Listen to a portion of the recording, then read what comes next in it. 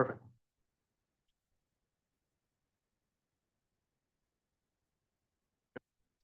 Good afternoon and welcome to the regular council meeting of June 2nd, 2025. We'll call the meeting to order at 1 p.m.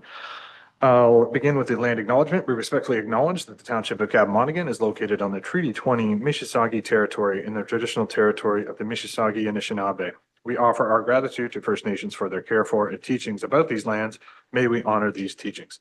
I look to council for approval of today's agenda before us as presented, moved by Councilor Burns, seconded by Deputy Mayor Huntley. All in favor? That is approved.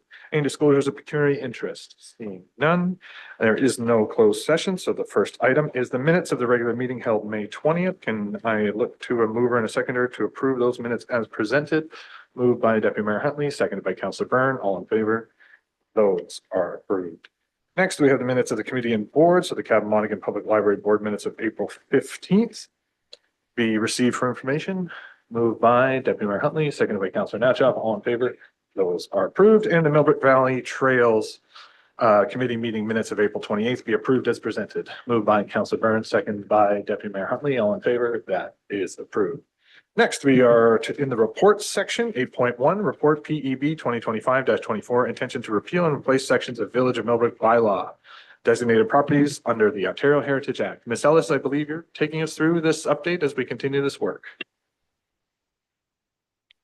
Thank you, Mayor Graham. Planning Report 2025-24 is before you today with the recommendation that council approve bylaw number 2025-31 and bylaw number 2025-32, being bylaws to repeal and replace sections of Village of Millbrook bylaw number 85-26, designating 7 Prince Street and 8 Dufferin Street in the Township of Cabmonaghan, formerly Village of Millbrook, as being of cultural heritage value or interest under Part 4 of the Ontario Heritage Act. And as per other previous bylaws that have been before council, this is an ongoing project that we are going one by one through the bylaws.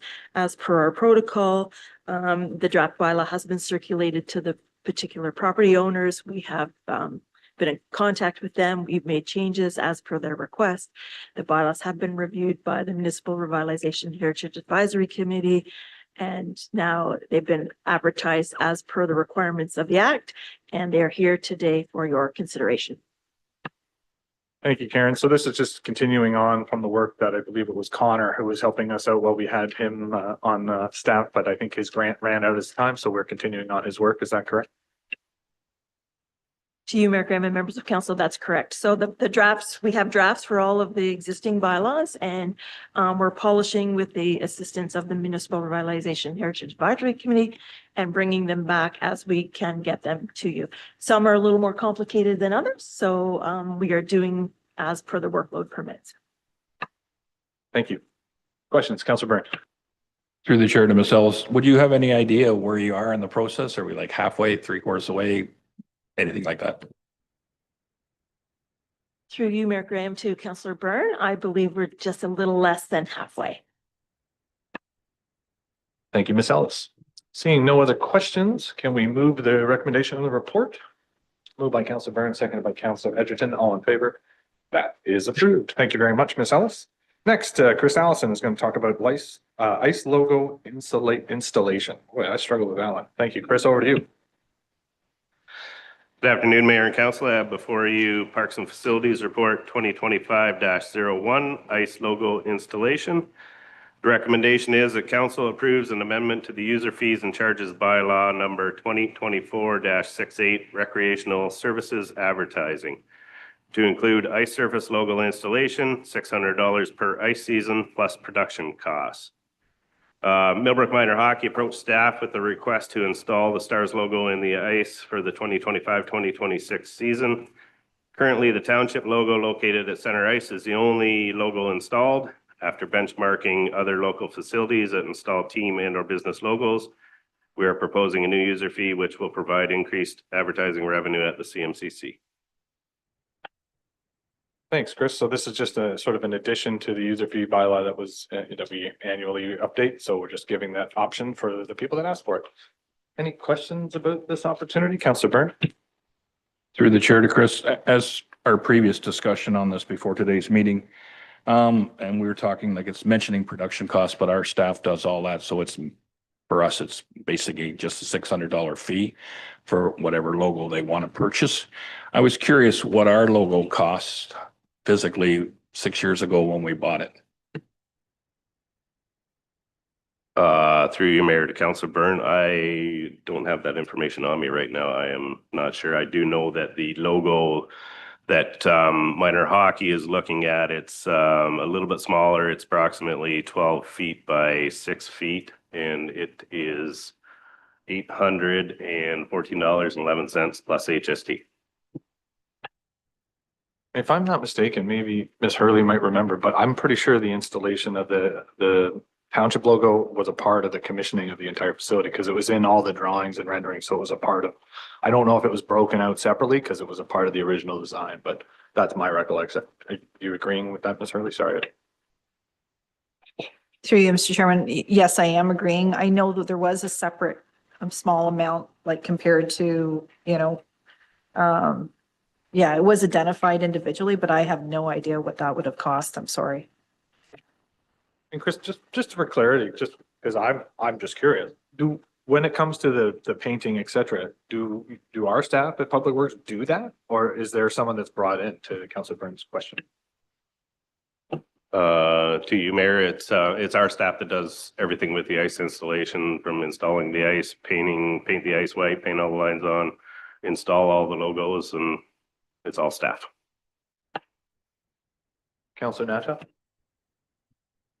Thank you. Through you, Chair. Just a question on the costs there. I'm looking at the ones for E, F, G, and H. And can you just tell me E and then E1 and E2, or F and then F1 and F2? The prices are $600 for F and then still $600 for F1 or F2, even though the sizing's completely different? Through you, Mayor, to Councilor Natchap, yes, we went with $600 for any ice logo. So it's the same. So we have board advertising, and they're all the same price too. Councilor Burn? Through the chair back to Chris. So they generally renew every January, like we were talking, for the board decals or displays or advertising, whatever you want to call it. But we're going to put the ice in the next month or two. So anybody that wants to put a logo down for this coming season needs to be confirmed before the July date of 14 to put the ice back in the arena. Through you, Mayor, to Councilor Byrne, yes, this request came in a little late, so it is a tight timeline to have the logos installed for this season. Minor hockey has got theirs in the works. Sorry, what was the other question? Or was it? So the time frame, and so if it is installed this year, as with like our board advertising, it's prorated. So instead of the $600 a year that we've got 6 months left, it would be $300 for this year. Come January 1st, it would be $600 for the full season, next season. Follow up, Councilor Burn?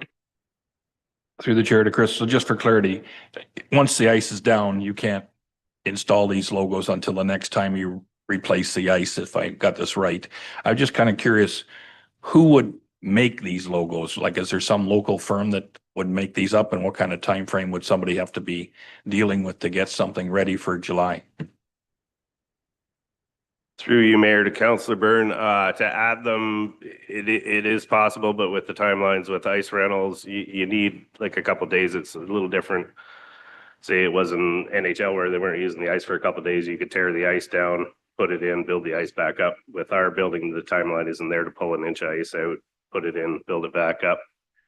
Timeline wise, for a location you can purchase them is Jet Ice makes them. They're out of Newmarket, and Eastern Rink Services. They deal with them as well. I'm not 100% on what the timeline is to have it mocked up and made up. Ms. Hurley? Through you, Chair, to Council, should Council consider this recommendation and supporting, we will be sending out information on social media so that everyone has an opportunity to potentially buy into it or be interested in it, even though it is a short time frame, part of our communications policy is that we would shoot that information out as much as possible. Thank you. Seeing no other questions, discussion with regards to the report or just a mover and a seconder for the recommendation, and I'll read it aloud. That council approves an amendment to the user fees and charges bylaw number 2024-68 recreational services advertising to include the ice surface logo installation, $600 ice season plus production cost rate to that document. Moved by Councillor Natchoff, seconded by Deputy Mayor Huntley. All in favor?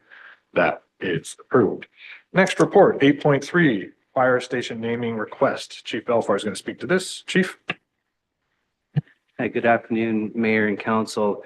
The recommendations before Council today is that Council's contributions be recognized to the fire station project by approving the installation of a commemorative plaque at fire station number 1, and that Council approve an upset limit of $2,500 for the purchase of a commemorative plaque and the funds from the CAO's contracted services operating budget be used for that. Staff received 2 separate requests regarding the naming of the new fire station. The first was submitted by the local firefighters association, proposing the name of a dedicated fire captain who served the community. And the second request was from a member of the public, wanting to put forth the name of a long-serving council member who made significant contributions to the township's development and was a strong advocate for the fire and EMS station project. The report goes on to some of the challenges with naming fire stations, and historically plaques have been installed in township buildings to recognize council's support in major infrastructure projects. And we have a sample today for council's consideration for those 2 plaques. Thank you, Chief. Questions? Same sort of plaque that was on the CMCC, I believe, and similar that we've seen. Oh, it's up there. Never mind. There it is for everyone's perusal. Councillor Burnt, question. Through the chief, or through the chair to the chief. I'm a little not quite sure on what you're asking. So do these requests, is that part of this recommendation for this motion, or are they a separate item that's going to be dealt with later? And I'm trying to figure out the 2 plaques that you're talking about are in mention of the new hockey rink, the community center, if you want to call it that. Why are they going in the fire hall? I was kind of confused what that's all about. So that might be my misdirection. So it's this, there is a plaque similar to this already installed at the CMCC. Like very similar. So this one is going to be separate for the project that was the fire hall. Is that? That's because that's the one that's in there. It's the template. It's not the order. It's just the example. So all the text in there would be changed to fire station 1 and updated with, obviously that's the previous council. So you'll be moved up. So that council on the right will be moved to the left, and then our present council would be on the right, sort of thing. It's just the template of the design. Follow-up question, Councillor Burke? Through the chair. So then these requests for renaming of the fire hall, is that being dealt with today, or is that a separate item somewhere in the future that we can discuss? No, so as the report outlines, so we don't name municipal facilities, and the chief sort of alluded to sort of why we don't. It's in the report. So there's no, like, in the absence of naming rights and consideration, because that's not a policy that the municipality does. This is coming forward as sort of the alternative. Other questions? Okay, follow-up, Councillor Byrne. Yeah, I'm not quite through the chair. So I totally realize how lucky I was to get elected for the job as councillor, and I will never forget the fact that I'm an employee of the people who actually live in this township. In spite of that, some people might think I'm not doing a good job, but I'm trying to be a voice for the people. I did not run for this job for personal recognition out of vanity or because I needed a job. Far too often people get elected not because they're the best, but the presumption at the time is they're better than what the others are. And that presumption is often due to a slick campaign, a lot of money, biased information, cheap gossip, or a lot of BS, and sometimes all the above. I'm often reminded when I hear ads on the radio and in the media paid for by the Ontario government or paid for by the Canadian government. It's not. It's paid for by the taxpayers. And I often find that politicians forget whose money they're playing with. So I'm just kind of curious why we're doing this, to recognize somebody for doing their job. And I have a little bit of, it's like I say, the plaque has already been up for these two in the other chamber down in the hockey rink. So that'd be my concern. Yep, thanks for those comments. Any other comments, questions? I'm seeing none. There's two recommendations in the report, but looking, I guess we could have a discussion about if there is a mover and a seconder, we can go to a vote, and then we can have any alternative motion discussion after the fact. Moved by, or speaking to, okay, moved by Deputy Mayor Huntley, seconded by Councillor Natchoff. Any questions about the motions, the two in the recommendation, all in favor? That is approved. Very good, good discussion. Next is another very related and very pertinent piece of information. Chief, I'll ask you to speak to report 8.4, the fire department line of duty policy. Again, through you, Mayor, to the rest of council, there's two recommendations before council today. That the first being that council support the fire department policy regarding line of duty deaths in alignment with the Ontario presumptive legislation under the Workplace Safety and Insurance Act, and that council approve an upset limit of $3,000 for from the emergency equipment reserve for the installation of a memorial at fire station number 1. With the recent, as the mayor alluded to, it ties into the last report a little bit, with the recent passing of a dedicated fire captain that was deemed to be a line of duty death under the Ontario presumptive legislation. We're looking to have a memorial set up to honor the sacrifice, not only for this captain, but for others in the future. And it would be installed at fire station number 1. The association has also agreed to put in funds to participate if should council approve the report today. It would be a joint contribution between council and the Firefighters Association.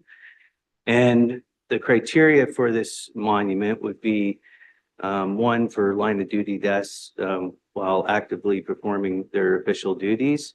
And 2 would be any deaths related to the presumptive cancer legislation. I'm happy to take any questions if there are any. Thank you, Chief. Councillor Edgerton. To you, Mr. Mayor, to the fire chief, I presume if we're misfortunate for somebody else to go under the line of duty, that their name can be added to the same memorial. Would that be correct?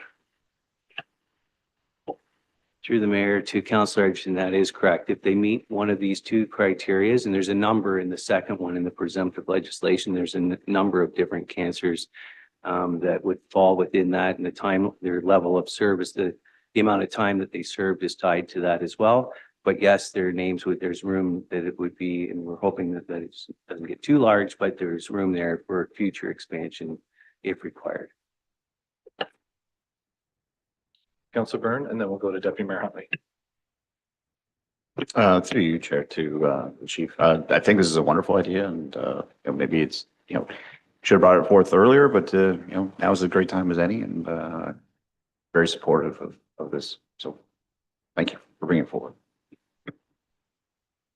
Councillor Byrne.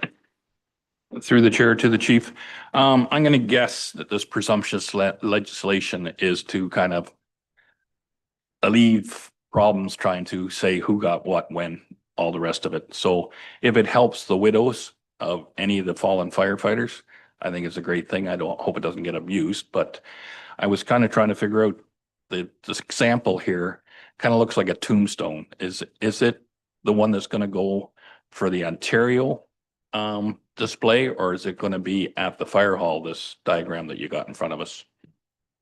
Yeah, so there are two, I'll just jump in, Chief. So there are two separate discussions. The legislation and the Ontario recognition has nothing to do with our monument. The chief has just provided a draft to sort of give us a template of what could kind of look like for our monument. It's not decided yet. The chief's got to work with the Firefighters Association to finalize the design between the two entities. So it's really their project to govern. and finalize the design for. But the Ontario recognition is a separate event that I think is taking place in October, Chief. Is that correct? Maybe you can, maybe fill in any gaps I left. The mayor is correct. It's actually September 7th and it's in Ottawa. And we will put that out to council so that you're aware of when that is. We're just finalizing the dates. The Captain Thurtell's application was successful and that will be moving forward in September. But yes, this is a separate monument and that's just an example, much like the last report, of what it could look like. And we'll be working with the town's administration to find an appropriate place on the grounds and an appropriate size that meets with the outside decor. Thanks, Chief.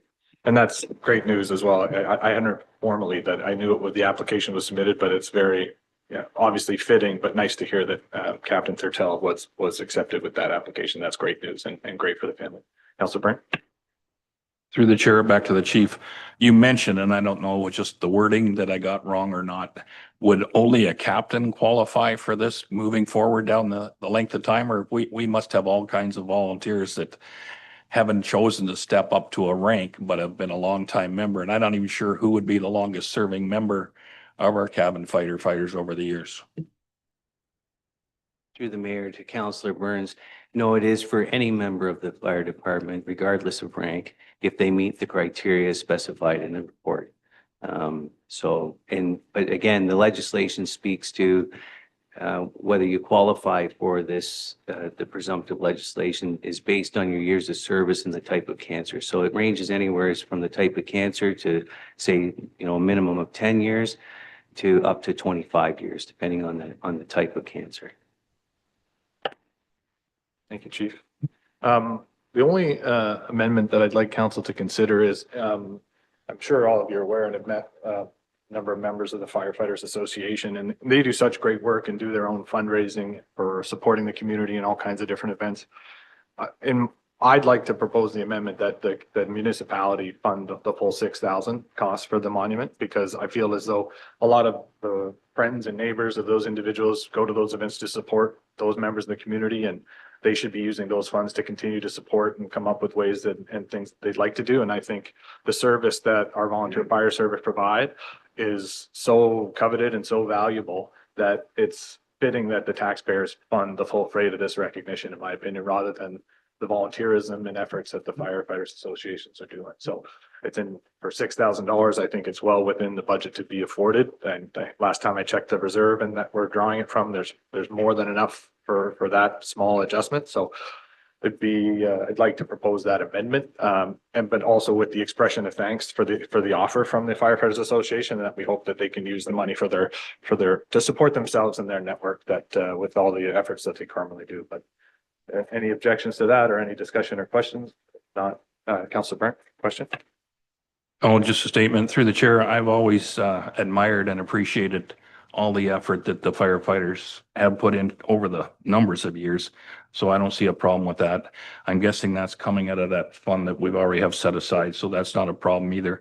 And I've always been an advocate. I think there's a lot of stress and a lot of emotional things that go on with being a firefighter. That's why I've always been a strong advocate for letting them use their ATVs and whatever on the roads, because they need the time to just relax. So yeah, I don't have any issue at all with the idea to support the $6,000. Okay, so can I get a mover? And so I'm amending that with Cindy. So I'll be the mover in making that recommendation. Councillor Edgerton is a former member of the fire service. Well, I saw your hand, so we'll take you as the seconder. Can I get a call to vote for council on the recommendations or the as amended? Apologies. Moved by myself, seconded by Councillor Edgerton. All in favor? That is approved. Good discussion, and thanks for that, Chief. And please do pass on our expression of thanks and appreciation to the association for making that contribution, for offering that contribution. But we're happy to let them keep that money and let us pay for this one in this regard. So thank you for that. Council committee verbal reports. Councilor Byrne.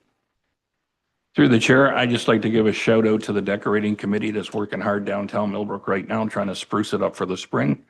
They got like 11 members and a bunch of volunteers, and they're working hard to dress the place up. Any committee reports? Seeing none. I just wanted to recognition and thank, I believe we talked to Bridget about the event that was held for I guess it's called the Resilient Retailer, I believe. So I just wanted to, again, thank Chris and his staff as well as Bridget for the coordination for that event. I know it went well and there was lots of good talk, and I believe Councillor Byrne, your partner, was a part of that discussion as well. So, sorry, Councillor Natchoff, your Bernadette was a part of this. All right, I got it all moving. It's all a part of the process. So thanks for her contribution to that as well. Great work. Yeah, can we get a mover and a seconder to receive those reports? Councillor Byrne and Councillor Natchoff, all in favor. That is approved. Moving on, there is no general business. There is no correspondence for information, no correspondence for action. The first two bylaws are being deferred because we weren't able to get the formal paperwork back from the union. So we're moving on to the heritage bylaw, that bylaw number 2025-31 being a bylaw to repeal and replace sections of the Village of Millbrook, bylaw number 85-26 designated 7 Prince in the Township of Cabmonaghan, formerly the Village of Millbrook, as being of cultural heritage value or interest under Part 4 of the Ontario Heritage Act, and bylaw number 2025-32 being a bylaw to repeal and replace sections of Village of Millbrook, bylaw number 85-26 designating 8 Dufferin Street in the Township of Cabmonaghan, formerly the Village of Millbrook, as being of cultural heritage value or interest under Part 4 of the Ontario Heritage Act. We read a first, second, third time. It passed the 2nd day of June, signed by the mayor and the clerk, and the corporate seal attached there too. Can I get a mover for those bylaws? Moved by Councillor Byrne, second by Councillor Edgerton. All in favor? That is approved. There is no unfinished business. Any notices of motion? Seeing none. The confirming bylaws, bylaw number 2025-33 being a bylaw to confirm the proceedings of the meeting held June 2nd, 2025 be read a first, second, third time and passed the 2nd day of June, signed by the mayor and the clerk, and the corporate seal attached there too. Can I get a mover for the confirming bylaw? Moved by Councillor Byrne, seconded by Councillor Natchoff. All in favor? That is approved. Lastly, motion to adjourn today's meeting, moved by Councillor Edgerton and Deputy Mayor Huntley. All in favor? That is approved. There's a number of upcoming events and meetings, so just stay with me while I read them through. The Millbrook Downtown BIA Board of Management meeting is Thursday, June 12th at 9 a.m. The Municipal Revitalization and Heritage Advisory Committee meeting is Thursday, June 19th at 9 a.m. The next regular council meeting is Monday, June 23rd at 1 p.m. The Sustainability Advisory Committee meeting is Thursday, June 26th at 1 p.m. The Cabin-Monaghan Derby is scheduled, so save it in your calendars for Saturday, July 26th at 4 p.m. to 10 p.m. at the Kawartha Downs. And the next regular council meeting is August 11th at 1 p.m. We're also going to just include that the Cabin-Monaghan Public Library Board meeting is scheduled for Tuesday, June 17th at 7 p.m. back at the Millbrook branch. And obviously, importantly, we have the Millbrook Fair coming up, and this is the 174th Millbrook Fair. I want to thank everyone at the Agri Society for all the work that they're doing, and I know staff have been working with them to support them to make sure the fairgrounds are ready for the fair. So we look forward to celebrating our agricultural heritage and obviously kicking off summer. So thanks everyone for attending and listening today, and we'll see you in the township. Take care.